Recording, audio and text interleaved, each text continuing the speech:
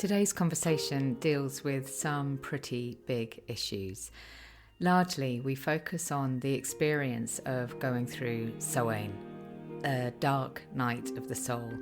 And my special guest is Aisling Mustan, who shares vulnerably, rawly, and powerfully her own experiences and what supports her. I invite you to settle in and listen to the wisdom of this wonderful woman. Welcome to the Henny Flynn podcast, the space for deepening self-awareness with profound self-compassion. I'm Henny. I write, coach, and speak about how exploring our inner world can transform how we experience our outer world, all founded on a bedrock of self-love. Settle in and listen and see where the episode takes you. Okay, so Aisling, first of all, because we've obviously been dove straight into the conversation, but just to really properly welcome you and to say, it's lovely to see you. I will meet you in that sigh. I have a feeling we've both rushed through some parts of our day, and this is a moment to settle. Yeah, definitely. It's really lovely to be here with you, and I just so enjoy our chats. And yeah, I'm just really interested to see where this goes because I'm such an over planner, and I'm really trying to let go of that. And I'm trusting, our conversations are always so interesting and so they go off on so many tangents that I'm just really curious to see how that plays out on a podcast. I recognize the over planner gene. I definitely have that too. And one of the things that I think that doing the podcast has taught me is that there are times when I'll have an idea about something and it will just pour from my fingertips, and I'll write almost, I suppose it's almost a script for the episode. And then other times I'm just like, oh, something is like welling up from within me, and I just speak. And trusting those moments. I mean, they both feel like flow in their own way, but the just listening within and allowing the words to come out feels like such a beautiful practice. And I really love these kind of conversational episodes. So Yeah. let's just see where it goes. I think I was saying to you just before I press record about there was a theme that I think might be interesting, and it seemed to resonate with you, which is why I said, right, let's just press record to capture it.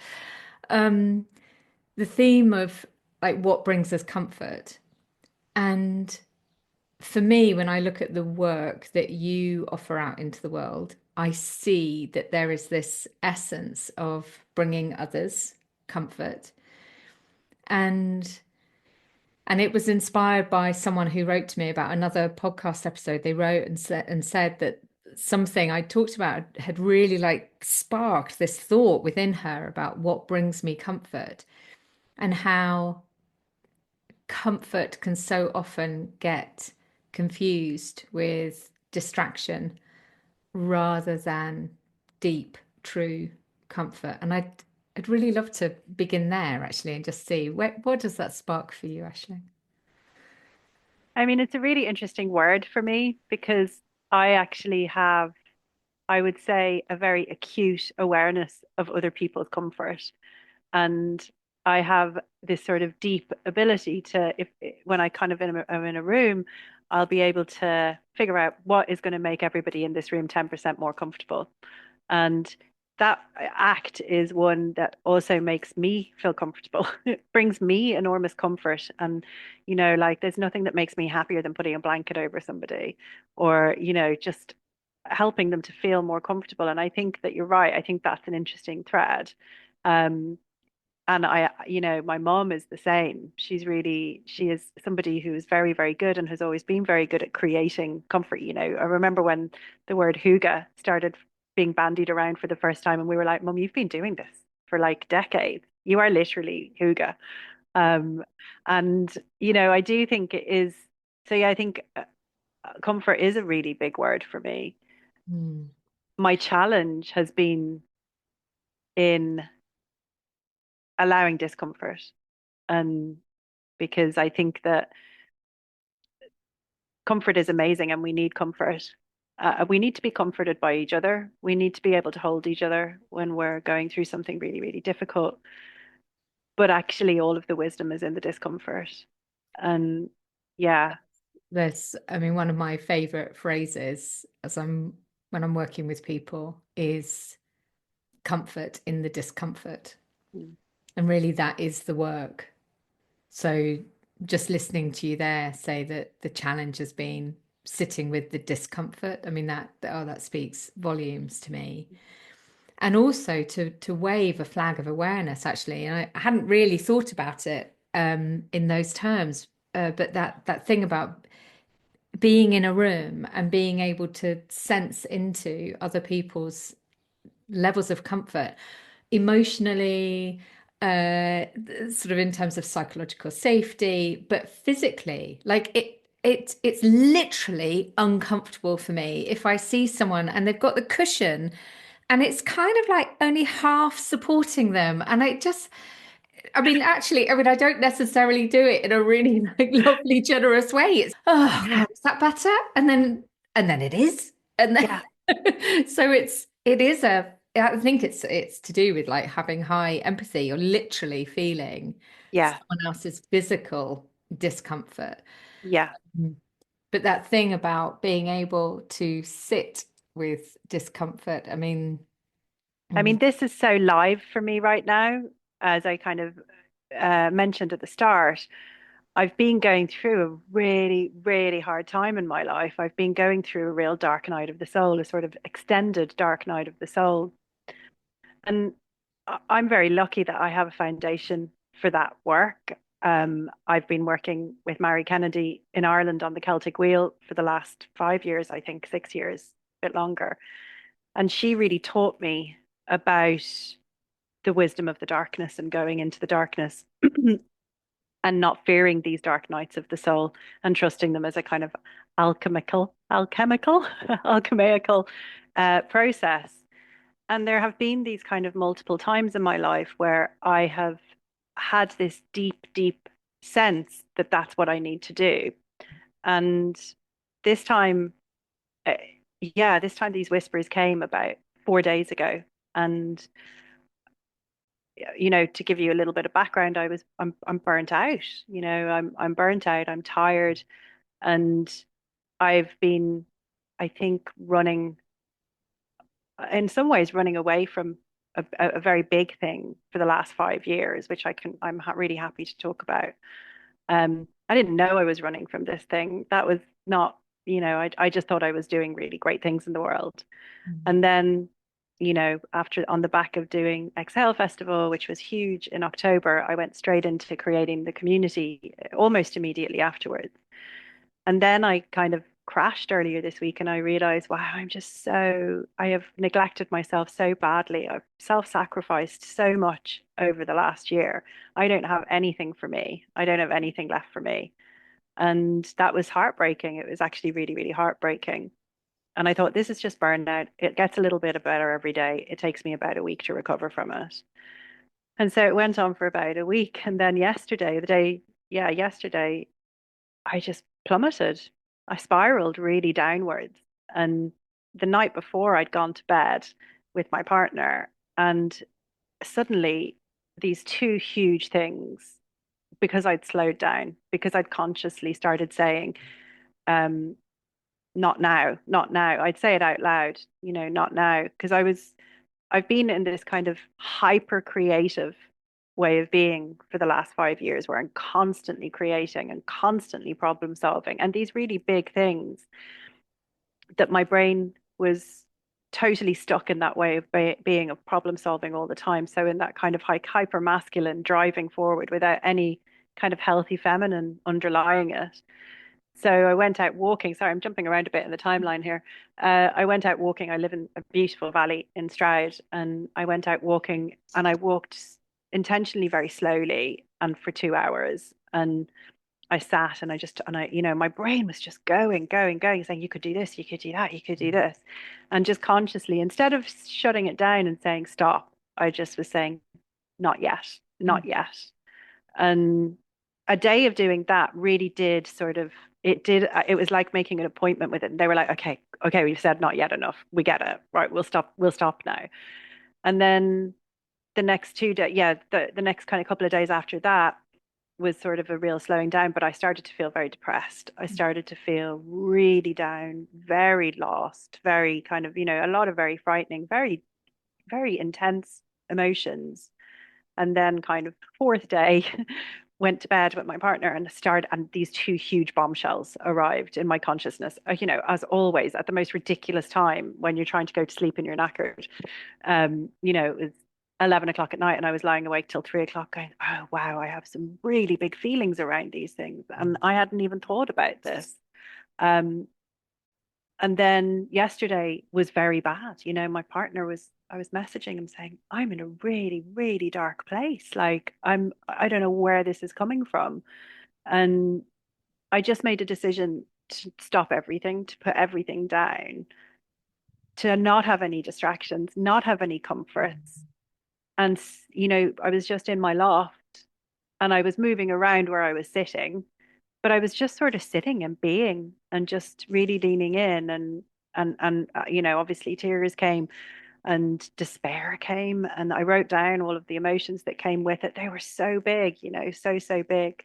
Um, and I realized that for the last 5 years, I went through kind of an early-ish menopause. And so I was 40, I'm 45 now and I'm done. I've been through it.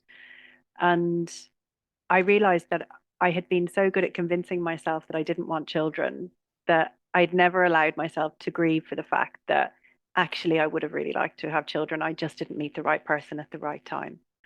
And that was heartbreaking. And it was actually when I was in bed reading a book and the woman had a baby in it and I just started crying and I thought, and my partner was beside me. It's like, oh, we would have made really good parents. Mm. Like we would have been, I'm a really maternal person. I have multiple sort of, I've always been able to love children as if they're my own. It's been, I think, one of my most amazing gifts that I was given by whoever puts us on the earth. And people are always so, I guess, flabbergasted that I haven't had my own children. But the fact of the matter is that I wasn't ever in the right relationship to do it when I was able to do it. And by the time I met Ed, we didn't realize it, but it was too late. Like it was already too late. So there was that. And I was like, God, I've just never allowed myself to go there. And then I was kind of reflecting back on this crazy period of 5 years that I've had where I created Good Grief, with Lucy and Liesel, and I created Exhale and Wild and Well, as well. All of these things were mothering. I was putting all of my love and all of my desire to grow, help people to grow, sort of giving people love, acceptance, comfort, guidance. And I realized, ah, that's why that's why I have this unhealthy relationship with it sometimes. It Mm. becomes that kind of, you're a mother. It tips, into complete self-sacrifice. And yeah. And I'm so curious that in the sort of bit of time as I was kind of reflecting on our conversation, because we didn't discuss what we were going to talk about, we left it really open and fluid. And that of all the things that I have in my little memory sort of box of things that I'd love to explore on the podcast, that this topic should be the one that comes up so naturally when I think of this conversation with you. And this, so something has arisen, and it is this deep, deep sense that um, these powerful insights come to us at the time when we're able to cope, when we're able to look at them from different angles, when we're able to create enough space around it that they don't subsume us, even though it's obviously been incredibly hard for you. I also hear that you've employed the skills and the techniques that you have. You've looked in your toolbox and you've supported yourself in whatever ways you've been able to. And so my overwhelming feeling as I'm listening to you is wanting to honor everything that you've been feeling and to honor everything that you've done to hold the space for everything that you've been feeling. Yeah, It's thank you. incredibly powerful listening to you. It is, when I reflected on it this morning, and the wisdom comes when the wisdom is ready, you're right. And I don't think I could have, it needed to come when it came. And the thing about really trusting the darkness and going into the darkness is that it freaks other people out. Mm. It, this piece of wisdom has been probably the most life-changing of any that I've ever found, which is trust your darkness, trust your soul's need to go through that tunnel. And, you know, I can't run from those feelings forever. Or I can, but I'm just gonna, I'll be repeatedly burning out. I'll be doing things for a lot of the wrong reasons Mm. a lot of the time. And it happened to me another time in my life where I really went into the darkness like that. That what we call in the Celtic wheel a Samhain moment. You pronounce it differently here. I can never remember it. Samhain, I think you pronounce it. Mm.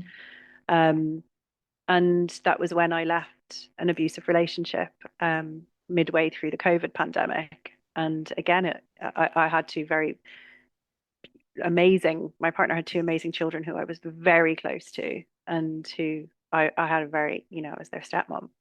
And when I left that relationship, it was at the start of the second lockdown, and I was living here on my own. So I was thrust into Samhain, really. I'd made this decision, I had done, and I had the kind of, I don't know if you know the mythology around the Cailleach, the witch who is, she sort of is, because she's an archetype, but she's the crone, and she shakes you and says you can't live like this anymore. And she kind of is, it's she governs the time between Samhain and Imbolc, and then Bridget, the maiden, takes over, and it's about birth and new beginnings. So the Cailleach will shake you, and the Cailleach shook me very hard. And I knew, people were so worried about me here on my own going through this experience. And I knew I was absolutely fine. And I actually felt a sense of, yeah, fear, relief at being able to just go into it, because I just knew there is just going to be so much in here that is going to completely transform me if I honor it with the time and the space to just feel the really intense feelings, to go through it all. And it was really intense. Like, I don't know if you've ever been around somebody who's come out of an abusive relationship. Mm. It's really, you feel every single feeling, and you're also replaying the entire relationship with the right lens on. Um, Mm. and it's exhausting, actually. It's really tiring. And you're re-seeing yourself through Yeah. that lens as well, aren't you? Of course. Yeah, yeah. So I knew that process was going to be one of the most important of my life, and I knew that nobody else could go through it with me. I had really great friends who, if I was having, or and my mom, if I was get really emotionally overloaded, if I was flooded, I could pick up the phone and say, "I'm really flooded right now. I just really need somebody to hear me." Mm. Um, but mainly it was me, and I had made a 5 liter thing of sloe gin the winter before, and I was drinking it. I was allowed to have an egg cup of sloe gin if I felt really, really difficult. If I needed a little reward, I could have a Rolly and a little bit of sloe gin. And that was my that those, and walking every day. I felt this whenever I'm in a dark place. I feel this intense connection to this land around me, and it holds me when I need it. And it's done it this week again. And I forget these things. It's so easy to forget that this process works. And talking to my partner yesterday and saying, God, I really hope I don't keep on spiraling. and fear, and that is the fear because the darkness is terrifying Yeah. because We you become can't, afraid of the fear itself. yeah, yeah, yeah. So it has been an amazing process, and I'm here kind of on the other side, feeling totally, when if you had seen me yesterday, I couldn't have done this yesterday. I Mm. was a mess, I was really a mess. And here today I just feel calm and I feel it's like it is really like a storm, and it's like coming through that storm and you have grown in wisdom and you have, but I couldn't have had that wisdom from everything going right or anything, it had to be a Samhain moment. And I think Mm. that that is part of what I want to gift people with Exhale is to really provide a space where they can go to those places with the support and the community around it. And I think that that is definitely and has always been a part of, and that's good grief, Yeah. good grief, the work we've done with good grief. Um, I sort of, yeah, it's really interesting when you use that word comfort because it's kind of a two-pronged thing for me. It's really empowering people to go to those dark places, those difficult places, and also providing comfort at the same time. And I think that phrase comfort in the discomfort as well. There's Mm, something so for me, there's something so profound about being able to sit in a space where I feel absolutely um out of my depth, overwhelmed, racked with doubt, flooded with fear, and then be able to create just that little bit of space around me that can hold all of that without trying to judge it, shove it away, shut it down, change it in any way, but simply hold it. And that for me is what comfort in the discomfort can also be, can also mean. And it can mean those times when we are, exploring making a fundamental change in a belief system or a habit, a pattern that we have, and kind of noticing like, oh, this is really uncomfortable, and like yeah, and kind of being able to sort of laugh with ourselves through that. But I think it has meaning right in the depths of darkness too. yeah.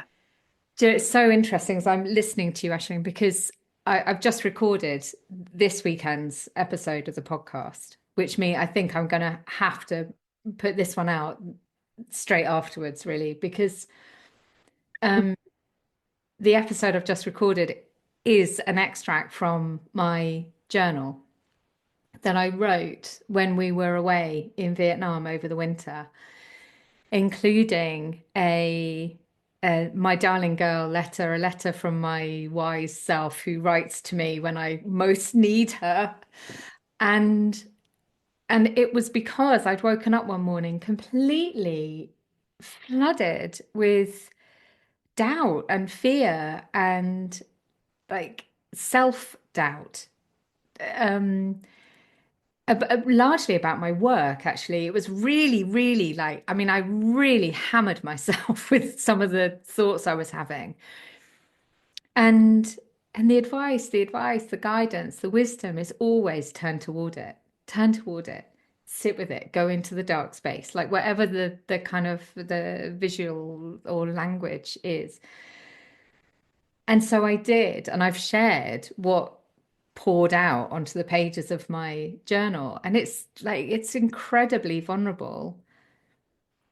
And it feels like such a beautiful example of a kind of microcosm of what you've just described, which is, one of these like soul searing episodes.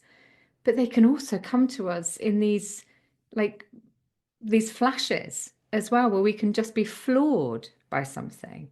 And then having the tools to work through, like, okay, so what's my way? Nature, get out, walking, journaling, phoning a friend who's not going to try and fix us, you know, really accessing these tools that we have available to all of us, and then understanding that we have the capacity to hold space for what we are experiencing and that it will pass, but we don't try and force it to.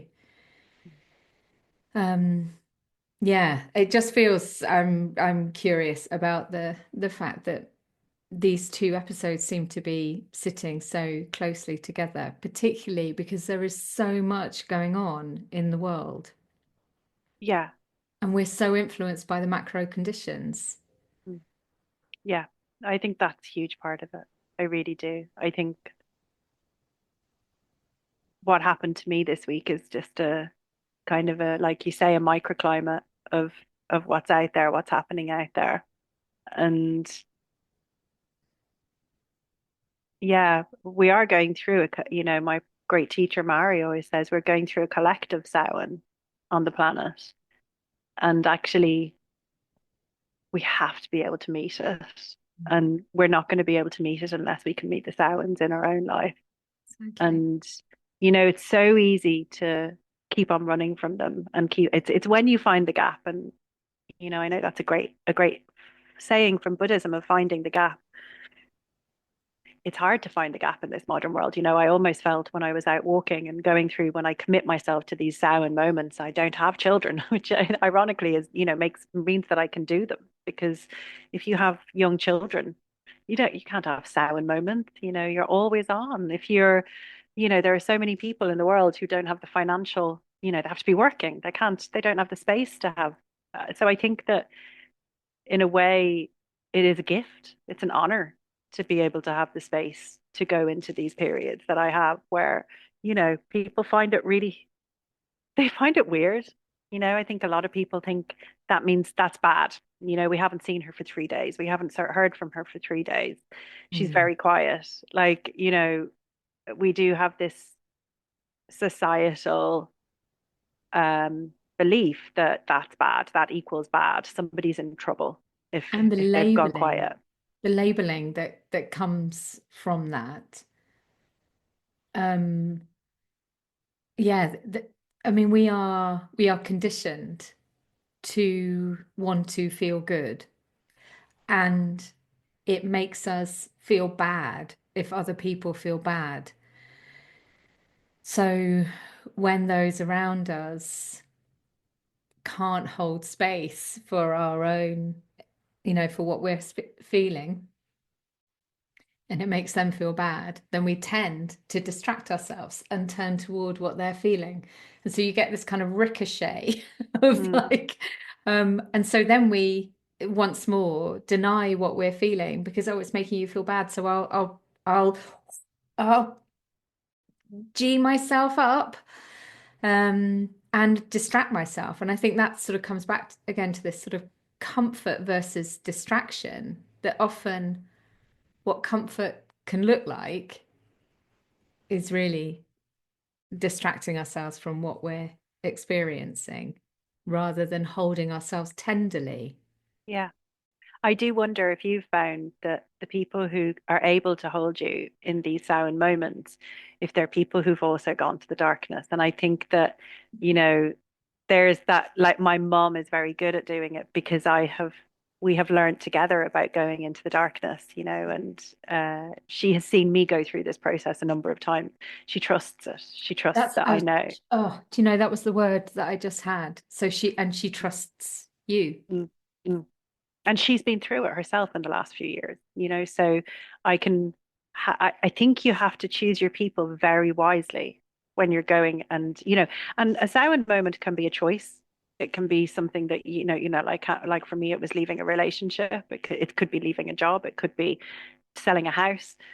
Silent moments can also come at you.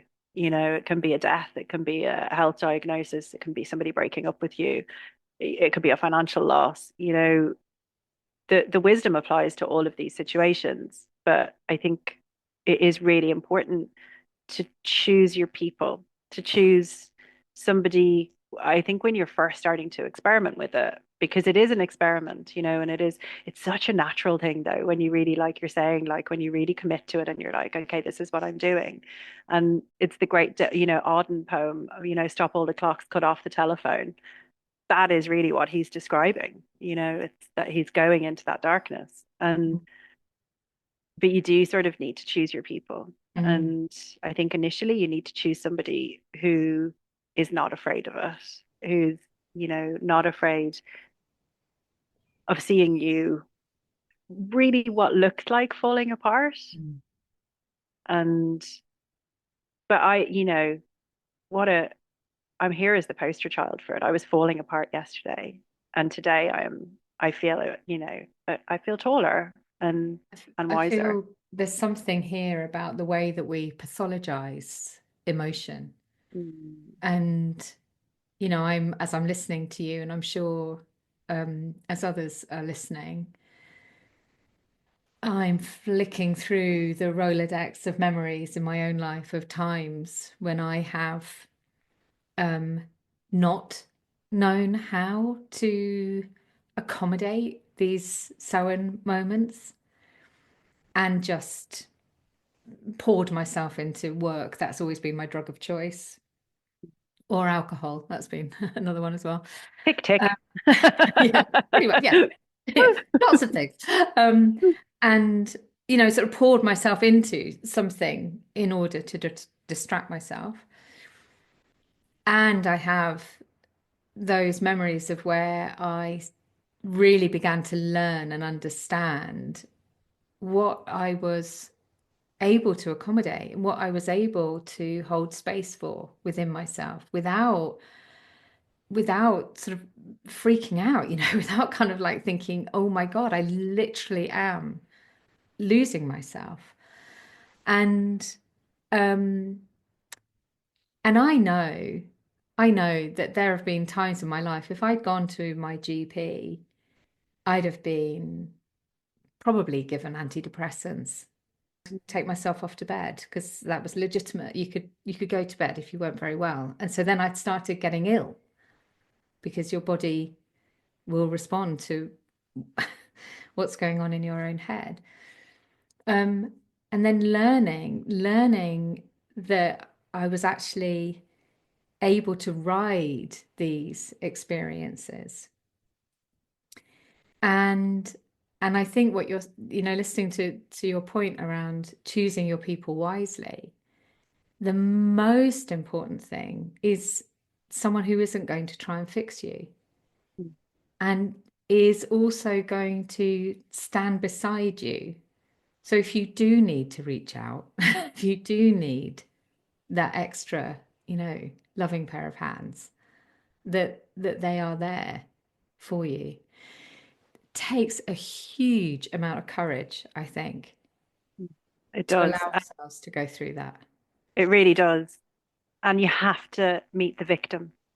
That is the other thing that I'd say, that it is in it is in the moment where you have really met the most vulnerable, most in pain part of you, that something switches, that something changes. And you, yeah, that was another great thing that Mary taught me, was you can't do this without meeting the victim, and you have to do it. Your victim, the Mm. victim in you. You have to meet that, and you have to meet it with compassion, and openness. And it is so funny the minute that you do that. And every time I've kind of gone through one of these periods, when I really, really meet the victim, and I mean really, like I'm there, it's like, why me? Oh, this is awful. Like all the things we're told that we're not supposed to say, Mm. really. Um, it's after that that something clicks, because it's for many of us, we were things happened to us and we were never able to be seen or heard, and I do think that I hear people say a lot. I heard a friend say it the other day.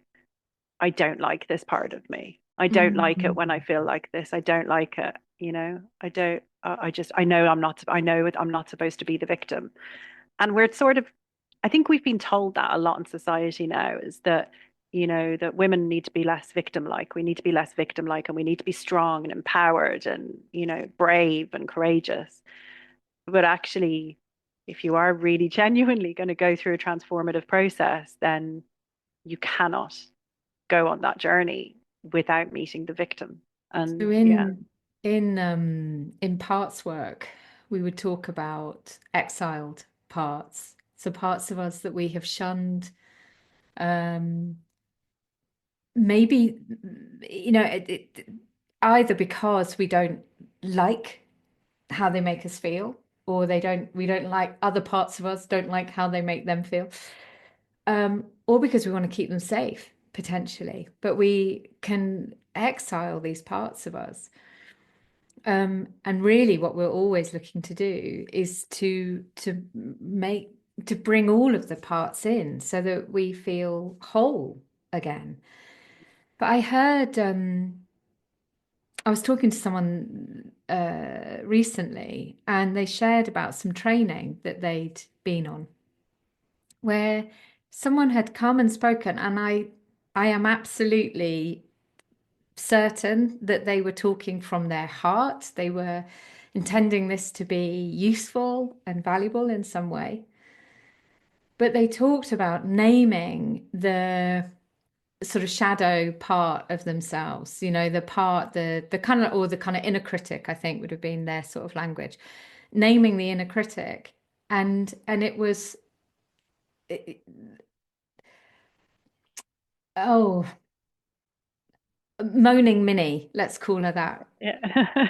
And and it was this, and then sort of saying like, right, out you go, moaning Minnie, shunning this part of them.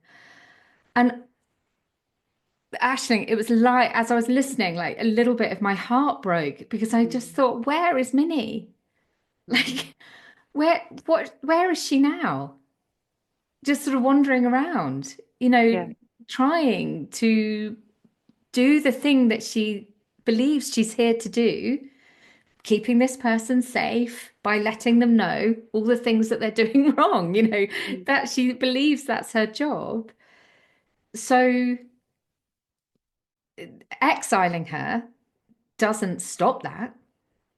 It just means that she feels even more separate Yeah. from this person. And yeah, it did sort of break my heart a bit because and listening to you when you said about like turning to the victim is, I recognize, is a word from the methodology, the kind of the landscape that you're inhabiting, but turning towards them with like absolute compassion and kindness and listening deeply to what it is that is really hurting them. Yeah. And then you can bring comfort, Yeah. then you can help to heal the burden, the wound, whatever language we want to use here. Yeah. And this is, you know, I know that there are different types of depression, but the vast majority of people are suffering from a kind of depression that is not a that we're not able to go to the darkness, that we're kind of skirting on the outside of it and hovering hovering over it so that, I had depression multiple times in my life. And I can see in retrospect now that the reason I got depressed is because I wasn't able to trust this process, that I was hovering on the outside of it. And I was hovering there for as long as it took for me to realize what was going on, which was long periods of time sometimes. And I do, I do know that there are different aspects of depression and different types of depression, but I do think for the majority of people who have depressive episodes in their lives, it is about this inability to really, really go to these dark parts of ourselves and come through the tunnel. You kind of get stuck in the middle of it. You get stuck in the darkest part of it, and you can't go backwards and you can't go forwards. Mm. And that's depression. It is that having that faith, that trust, which our ancestors understood on such a deep level, that if you keep on moving towards the darkness, you get to the other side. You get to the light at the other side. But that is frightening. It's Mm. frightening because you don't know how long the tunnel is. You don't know how dark it is in the middle. All of these things are unknowns. And it isn't, I didn't know yesterday how long this was going to take. I mean, I was amazed this morning. I was, like, what? That is crazy. It has taken me much longer, periods of time. It's taken me, once like 6 to 9 weeks, which is hard. It's really hard on you. Um, One thing I would say about it is about knowing, and we come back to that word comfort again. It's about knowing how to soothe yourself as Mm. well, and knowing when to step back, because this is deep work. You know, it's deep Mm. work. It is. We all are able to do it. I don't think I'm in any way special. I think this is actually very inherent. It is deep inside us, this knowledge of how to do this. Um, but you need to find the things that will help to soothe you, whether that's like binge watching a comedy on Netflix or walking in the woods or writing in your journal, having a shower. I mean, during these times, I would be having like 4 or 5 showers a day, it's a very calming. It's about being able to go into these very dark places, go through this very intense dark night of the soul process and keep your nervous system regulated at the same time. And that looks really different for everybody. Mm. Um, yeah, there are kind of the three prongs I would say is you are the only one on the journey. Like it's the heroine's journey, right? It's a journey inside. Uh, you do need to be able to regulate your nervous system and you need your phone of friends. Like you need your people who, and it's usually a small number of people, even maybe just one, um, who's there to help you articulate what's going on, to help you to co-regulate with you when you're having a real like Mm. moment. And they come. Like I usually sit on the floor when I'm having one of those, and I'll just kind of almost kind of like grip onto the floor and just be like, yeah, this is big. This is a big one. It's like contractions, I guess. Emotional Well, contractions. well, it's like you are birthing something. I mean, I'm mindful of using that term, but it is about releasing something, Mm, um, and and not something that is good or something that is bad. It's simply the act of release because contract the constraint, the tightness is what causes pain. And the softening, the releasing is what brings ease and comfort. Um, I think there's something really important in here as well. And I love those 3 points that you've just made. And that the middle one, the one around you know, understanding what it is that's going to help you regulate your system. That's why we do the practices. That's why we meditate maybe every day, maybe every few days, maybe once a week, whatever it is, but we build the muscle. It's why we journal, even if we haven't really got much to say. We take ourselves out into nature, even though it might, be we're just raining. sort of feeling all right, but we take Yeah. ourselves out and we allow ourselves a moment to notice what's going on because it's those practices that then enable us to be able to get that stuff out of our toolkit when we are ready. I remember once with Anton, my husband, it was in our old house, so it's got to be 6 or 7 years ago, I think, having this flood of so much of talking about this kind of the existential crises of who am I? And really really struggling, really not knowing quite how to hold it, what to do with it, just feeling utterly lost. And then I went down into the kitchen and I just stood in the doorway and I looked at him and he looked at me and it was obvious like I was about to say something like really like massive. And he looked at me and then I went, I have the tools and I know how to use them. And then I turned around, took myself upstairs, and I was like, right. I lit a candle, I burnt some Palo Santo, I ran a bath, I journaled, I listened to some soothing music, and my system Yeah, came calm back down. into regulation. Mm. But it needed that like eye contact for me to go like, oh, hang Yeah. on, I do know how to do this. And that I remember that moment so vividly because it was like, right, this is why I need to keep using these compassion-based practices, whatever they might look like. You know, I know for people who really, you know, love yoga, you know, for them or Qigong, I never know how to say that. You know, or Tai Chi or whatever the things might be. That's why these practices are so vital because then they're there. They're there when we the our grasp on things maybe feels a little bit more tenuous. Yeah, because you are, you're talking about something that feels like death, you know? And this is very intense for us. It is a Mm. death in a way, because when you go through these kind of transformative moments, a part of you is dying, a part of you is transforming and won't be the same afterwards. And I think the tool, having your toolkit, knowing what's in your toolkit, I sort of have two toolkits. I have one that's my regular toolkit, which is when I have energy and I'm not exhausted and I'm like, "Oh, yeah, amazing. I'm going to do a 1 hour breathwork session. I'm going to do a vinyasa, so I'll do all these things."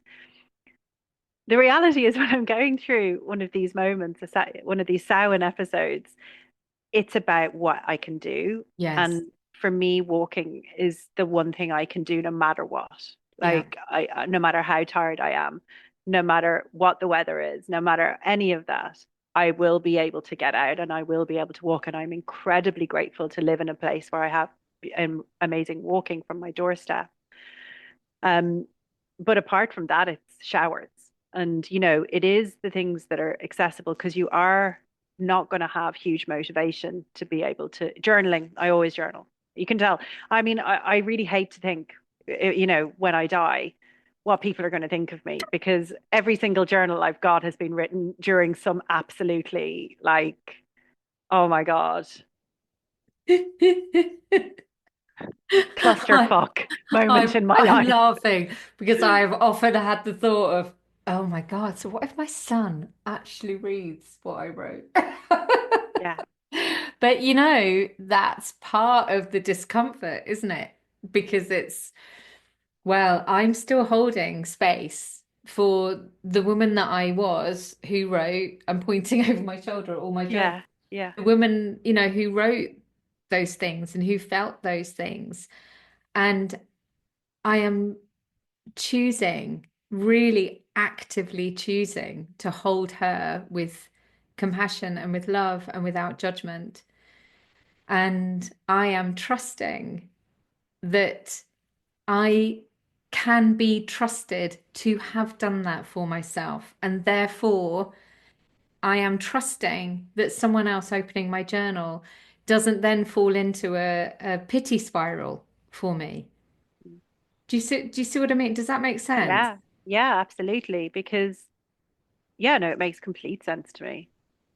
These are not journals that you're writing to show people what your inner workings were. They're not journals that are there to record your life, really. And I realized that a while ago, that actually it's okay if I don't write in a journal for a year. I obviously Yes. don't need to. Like, I don't have anything that I need to work out on the page. And when I do, I know there is not one part of me that doesn't reach for the pen or for Mm, my keypad or whatever, however I decide to write on that day. I just know. And that's how I knew this time is I want to write and I can only walk. There mm. is something going on here. Mm. Like there's something wanting to, I I think that's really, really beautiful, actually. The realization that we don't necessarily know that something is afoot until we observe what our body is leading us toward. You know, this kind of like the wisdom of the body that says, just need to get outside. It's like, okay, so what is going on here? And this brings me back to what I wrote in my journal actually. In the letter from my wise self to me. In fact, oh, can I find it? She says something like, um, it is this tension that drew me to you. I want you to listen to me, my love, because I was feeling all of the tension, but had got, and that's with all of my skill, all of my experience, all of my education in this stuff. I was lying in bed thinking, oh, shit. I feel like shit. This is shit. Like that was all I could sort of think. Like, and I'm in a really beautiful place in the world, and my son's in the hotel sort of bedroom next door, and like, why am I feeling like this? This is shit. I'm so sorry for all the swearing, but Oh God, like, like never it could apologize have to me gone. for I could have gone swearing. a lot worse.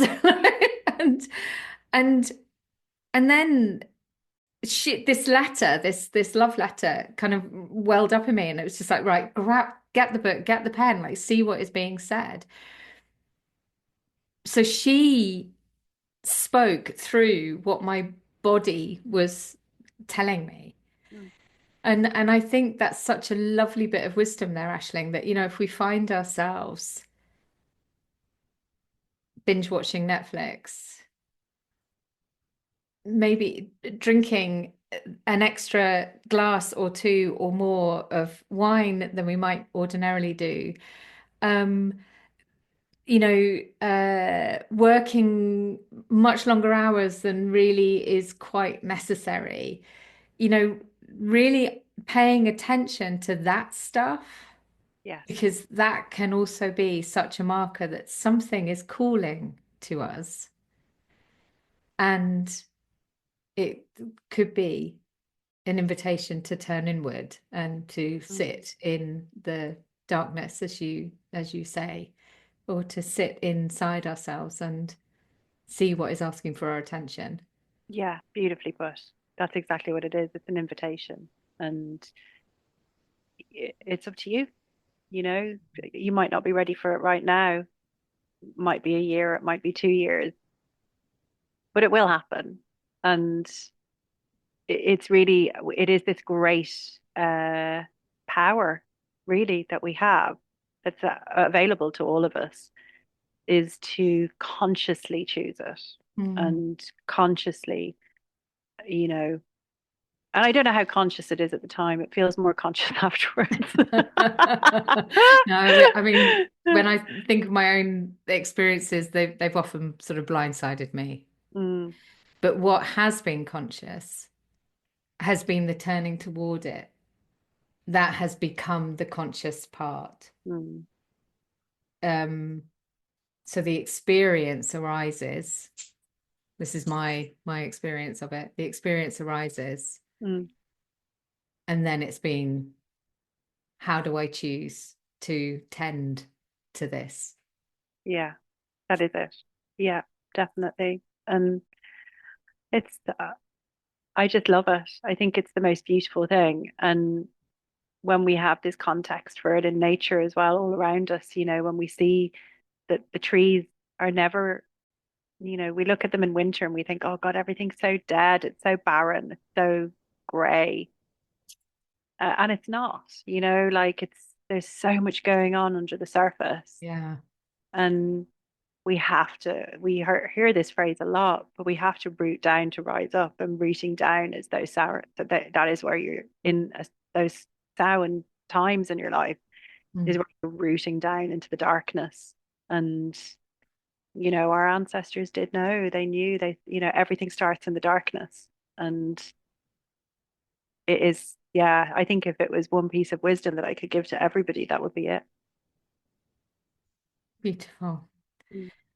Beautiful, Ashley. I can't believe we've been talking for nearly Yeah. an hour, and I know you need to go. So um just to say thank you. Thank you so much for bringing this, for bringing yourself. I know everybody else can't see you, but you are literally glowing. It's so there is this warmth and this light inside you, and it feels really, really powerful to be sitting with you and to be listening to something that is so raw and so near. I So think it thank was meant to be. Oh, you're very welcome. I think I was meant to be here with you today. I had no idea that this was coming. I had no idea that, I think that you and I were meant to talk about it today. And I hope that there is maybe somebody who listens to this who is going through one of these moments in their lives and finds comfort in it and trusts. I think as women, we are holders of the darkness, very often. And it is our greatest power. Mm, yeah. So And let's thank let you. those It's been words wonderful. resonate. Oh, it's Yeah. been beautiful. Thank you so much, Aisling. Yeah. Not at Sending you. all. Thank you. I'm gonna, yeah, just be still, have a quick chat now with a quick meeting now and just be gentle and still and enjoy that because that it's the calm after the storm, it's the calm seas and it feels so good because you really do think at the time, oh, I'm never not going to feel normal again. Um, but yeah, I'm really going to enjoy the stillness and my brain has stopped trying to problem solve all the time. It's so interesting. Such an And interesting part of it. so that's the sinking into the body, Mm, coming out of the brain, sort of the head, trying to resolve everything, and also just to sort of link us all the way back to where we first started, this concept of comfort, that this idea of allowing yourself these, this meeting that you need to have now, and then this conscious time of tending to yourself in a easeful, gentle, generous way, that feels like deep comfort to me. yeah, yeah, for sure.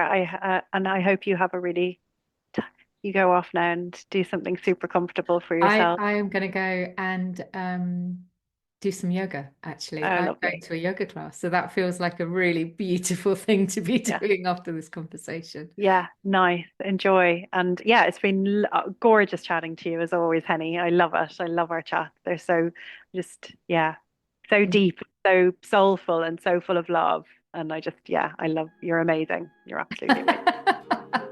Okay, I'll end it on that. Yeah, let's end it on that. Always end on a high.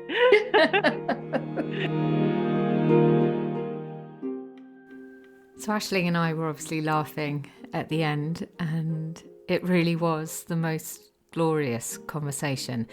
It felt like we went into some very deep places, and as I've listened back before sharing it, my feeling really is that if you are facing into your own experience of Samhain, or however you might like to term it, and you feel you need some guidance, some support, some help, then do reach out. Reach out to whoever your people are, or reach out to your GP. Reach out to whoever you instinctively know is going to best support you. And hopefully, you have found some comfort in what Aisling has shared. And as ever, I would love to hear your reflections, and I send you a hug and a wave.